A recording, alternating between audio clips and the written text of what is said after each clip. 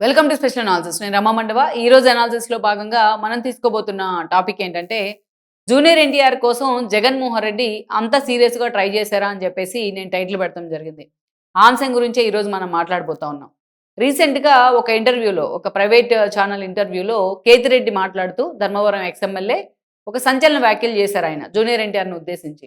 Junior NTR కోసం జగన్మోహన్ రెడ్డి చాలా ప్రయత్నాలు చేశారు గతంలో. ఆయన ఎలాగైనా సరే వైఎస్ఆర్‌సీపీలోకి తీసుకురావాలని, వీలైతే తీసుకురావాలని, ఆయన కాదు అంటే ఆయన కనీసం ఆయన మద్దతు కోరాలని, ఆయన ఆ పార్టీ కోసం ప్రచారం చేయాలని, పనిచేయాలని జగన్మోహన్ రెడ్డి కోరుకున్నారు. కానీ జూనియర్ ఎన్టీఆర్ మాత్రం ఆ రోజు ససేమిరా అన్నారు. కానీ జూనియర్ ఎన్టీఆర్ మద్దతు ఇచ్చుంటే జూనియర్ ఎన్టీఆర్‌కి ఆ రోజు టీడీపీలో ఉన్న జూనియర్ ఎన్టీఆర్ ఫ్యాన్స్ గాని, చంద్రబాబు నాయుడు మీద ఎగైనిస్ట్‌గా ఉండే ఫ్యాన్స్ గాని మొత్తం కూడా జగన్మోహన్ రెడ్డికే సపోర్ట్ చేసేవాళ్ళు అని చెప్పి ఒక బాంబ్ బ్లాస్ట్ చేసే ప్రయత్నం చేశారు ఆయన. సంచలనం రేపారు. సో, అందుకని ఈరోజు మరోసారి జూనియర్ ఎన్టీఆర్ వార్తల్లో వ్యక్తిగా వచ్చారు. ఎప్పుడు కూడా వార్తల్లోనే ఉంటారు జూనియర్ ఎన్టీఆర్. ఎందుకంటే ఆయన ఎన్టీఆర్ మనవడు కాబట్టి, ఆ పేరుని కంటిన్యూ చేసుకుంటున్నారు కాబట్టి. తన తాత పేరునే తను కూడా కంటిన్యూ చేసుకుంటున్నారు కాబట్టి. ఆయన వార్తల్లో ఉండడానికి ప్రముఖంగా కారణం ఎవరు అంటే, అటు కొడాలి నాని, ఇటు వంశీ లాంటి వాళ్ళే. ఎప్పుడు వాళ్ళిద్దరూ ఆయన్ని వార్తల్లో ఉండేలాగా చేశారు. అసలు ఈరోజు టీడీపీ శ్రేణుల్లో జూనియర్ ఎన్టీఆర్ మీద ఇంత వ్యతిరేకత రావడానికి, టీడీపీతోనే ఆయనకి గ్యాప్ వచ్చిందని ప్రచారం జరగడానికి, చంద్రబాబు నాయుడుతో ఆయనకు విభేదాలున్నాయనే చర్చ జరగడానికి కారణం కూడా వాళ్ళిద్దరే. 100% వాళ్ళిద్దరే. ఒక సామాన్య కార్యకర్తలకు వాళ్ళు పార్టీలో ఎంట్రీ ఇస్తే, because of junior NTR, because of Harikrishna వాళ్ళకి చంద్రబాబు నాయుడు బీఫామ్ ఇవ్వడం జరిగింది. సో, కొడాలి నాని ఏ స్థాయిలో ఆ పార్టీ నుంచి వెళ్ళిపోయిన తర్వాత జగన్మోహన్ రెడ్డి పంచంజేరి ఏ స్థాయిలో అడ్డం, ఆపు లేకుండా నోరు పారేసుకున్నారో మనకు తెలుసు. ఇక ఆయన కంటే ఇంకా 2 ఆకులు ఎక్కువే చదివానన్నట్టుగా ఆయన శిష్యుడు వంశీ కూడా బిహేవ్ చేసేవాళ్ళు. వీళ్ళు ఇద్దరు కూడా ఎన్నో సార్లు చంద్రబాబు నాయుడుని తిట్టే క్రమంలో, లోకేష్ పుట్టును కూడా అవహేళన చేసే క్రమంలో జూనియర్ ఎన్టీఆర్ గురించి మాట్లాడేవాళ్ళు. మీరు మొన్నటి ఎన్నికలకు ముందైతే ఒక ప్రచారం, ఒక నాని లాంటి వాళ్ళు, వంశీ లాంటి వాళ్ళు చేసింది. మీరు చంద్రబాబు నాయుడిని గెలిపిస్తే ఆయన లోకేష్‌నే ప్రమోట్ చేసుకుంటారు. లోకేష్ కోసం జూనియర్ ఎన్టీఆర్‌ని తొక్కేస్తారు. అందుకే మీరు చంద్రబాబు నాయుడిని గెలిపించొద్దు అని చెప్పి వీళ్ళు అప్పీల్ చేయడం జరిగింది. ఇన్ని సార్లు వీళ్ళు జూనియర్ ఎన్టీఆర్ పేరుని తెర మీదకి తీసుకొచ్చారు. ఏ ఒక్క రోజైనా జూనియర్ ఎన్టీఆర్ వీళ్ళని ఖండించే ప్రయత్నం చేశారా? ఆయన మీద అంత నెగటివిటీ పెరగడానికి వాళ్ళే కారణం అని ఎందుకు చెప్తున్నానంటే, వాళ్ళే లాక్కొచ్చారు అతన్ని రాజకీయాల్లోకి కూడా. గతంలో ఆయన చంద్రబాబు నాయుడుతో అసోసియేట్ అయ్యుండొచ్చు, పార్టీ కోసం ప్రచారం చేసుండొచ్చు. ఆ తర్వాత రోజుల్లో 1, 2 ఇష్యూల మధ్య వాళ్ళకి ఇగోస్ వచ్చుండొచ్చు. కానీ ఏ రోజు ఆయన బయటకొచ్చి జూనియర్ ఎన్టీఆర్ విమర్శలు చేసిన సందర్భం లేదు. ఆయన హుందాగానే ఉంటా వచ్చారు. పార్టీ గురించి క్వెషన్ ఎదురైనప్పుడల్లా ఆ పార్టీ తాతయ్య పెట్టిందే. నా అవసరం అనుకున్నప్పుడు పార్టీ కోసం నేను హెల్ప్ చేస్తానని కూడా, సాయం చేస్తానని కూడా ఎన్నో సార్లు మాట్లాడే ప్రయత్నం చేశారు. ఇటు లోకేష్ లాంటి వాళ్ళు కూడా జూనియర్ ఎన్టీఆర్ గురించి క్వెషన్ వచ్చినప్పుడల్లా ఆయన పార్టీలోకి వస్తానంటే ఆల్వేస్ మేము రెడ్ కార్పెట్ వేస్తామని మాట్లాడడం జరిగింది. సో, ఎవరు కూడా అంత నెగటివిటీ అయితే లేదు. కానీ వీళ్ళు పెట్టిన ఏదైతే అగ్నికి ఆజ్యం పోసే విధంగా చిన్న చిన్న క్లాషెస్‌ని రెచ్చగొట్టేలాగా వాళ్ళ మధ్య గ్యాప్ పెంచే ప్రయత్నంలో సక్సెస్ అయ్యారు. జూనియర్ ఎన్టీఆర్ మనం చూస్తే ఎంత దూరం వెళ్ళింది అంటే ఆ గ్యాప్, సరే హరికృష్ణ మరణం తర్వాత చంద్రబాబు నాయుడు గాని, లోకేష్ ఆయనకు అండగా నిలబడే ప్రయత్నం చేసినా అటు బాలకృష్ణతో సహా. ఆ తర్వాత నిజంగానే గ్యాప్ పెరుగుతూ వచ్చింది. జూనియర్ ఎన్టీఆర్ ఎన్నో విషయాల్లో స్పందించాల్సిన సందర్భంలో స్పందించకపోవడం కూడా ఆయనకి డ్యామేజ్ అయింది. తన మేనత్తని క్యారెక్టర్ అసాసినేషన్ చేస్తే భువనేశ్వర్‌ని అసెంబ్లీ వేదికగా. నారా నందమూరి కుటుంబాలు ఏకమై రోడ్డు మీదకొస్తే ఈయన ఎక్కడ కూడా దాన్ని ఖండించే ప్రయత్నం చేయలా. అంతేకాదు అదే సమంతని ఖండించడానికైతే అందరికన్నా ముందు బయటకొస్తాడు.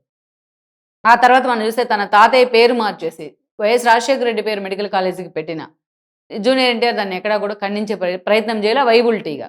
ఇక ఆ తర్వాత తన తాత శత జయంతి ఉత్సవాలకు గానీ, ఆయన పేరు మీద సిల్వర్ కాయిన్ రిలీజ్ చేసిన సమయంలో కానీ, ఇలా చాలా సార్లు ఆ కార్యక్రమాలకు ఆహ్వానం అందినా కూడా ఆయన డుమ్మా కొడతం జరిగింది.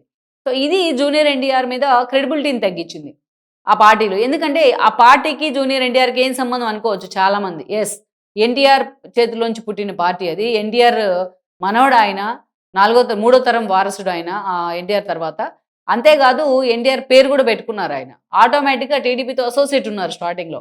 అందుకే జూనియర్ ఎన్టీఆర్ మీద అన్ని ఎక్స్‌పెక్టేషన్స్ టీడీపీ శ్రేణుల్లో ఉంటాయి. అందుకే వాళ్ళు ఓన్ చేసుకుంటారు. కాదు ఉండకూడదంటే ఉండడానికి వీల్లేదు. ఎందుకంటే జూనియర్ ఎన్టీఆర్‌ని రామారావు ఎన్టీఆర్ మనవడుగానే చూస్తారు కాబట్టి.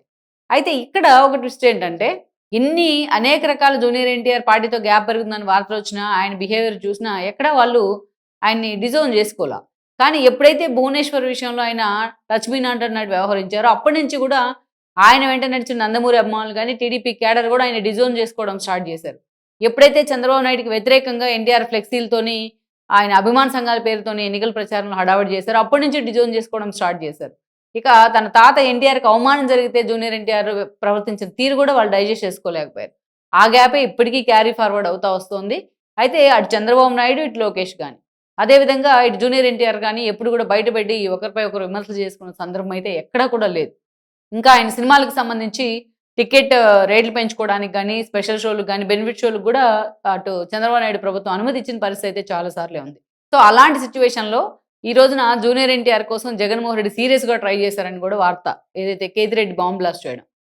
ఇక్కడ మనం చూసినట్లయితే జూనియర్ ఎన్టీఆర్ గురించి గతంలో చాలా ప్రచారం జరిగింది. 2019 ఎన్నికల సమయంలో కూడా జూనియర్ ఎన్టీఆర్‌ని తన ప్రచారానికి వాడుకోవాలి. ఆయన జగన్మోహన్ రెడ్డిని అధికారంలోకి తీసుకురండి వైఎస్ఆర్‌సీపీని అనే విధంగా ఆయనతోని ఒక యాడ్ చేయించాలని కూడా జగన్మోహన్ రెడ్డి ప్లాన్ చేశారు. కానీ అప్పుడు కూడా జూనియర్ ఎన్టీఆర్ ఖండించడం జరిగింది.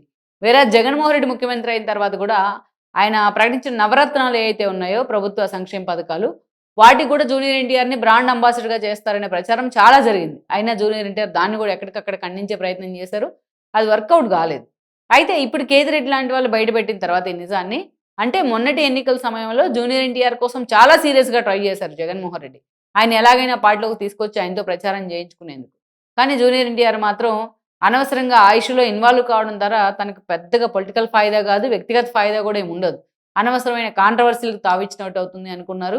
సో, అందుకే జూనియర్ ఎన్టీఆర్ అల్లు అర్జున్‌లా కాకుండా చాలా స్మార్ట్‌గా బిహేవ్ చేశారు ఈ విషయంలో.